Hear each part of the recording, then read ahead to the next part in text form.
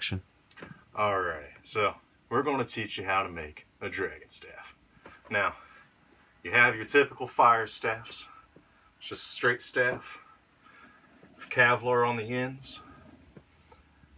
To make it into the Dragonstaff, we need 10 balls of fire. Alright, so got some pieces of all thread that I've converted to make is some extra flame rods. And then we have our attachment pieces, which is going to let these attach to the staff. Now, if your staff is like mine, it's not big enough, you can use heat-proof silicone tape to add some girth to it. Then these are little pipe clamps for pieces of all thread, and just clamp them on the ends.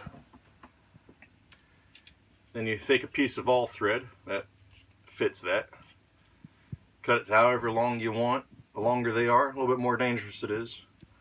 And on the ends, all I did was take a piece of furnace rope, which is rated up to 3,000 degrees, and I wrapped it around, and I just put it on there with the worm gear clamp. And it is as simple as that. Take them,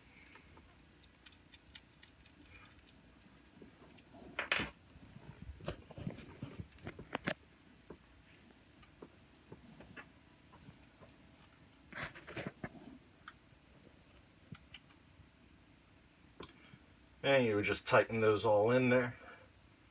Spread them out so they're all nice and spread however you want. There's no wrong or right way to do it. And go have some fun, spin some fire.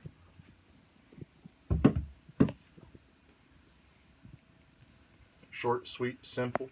Stayed on topic the whole time.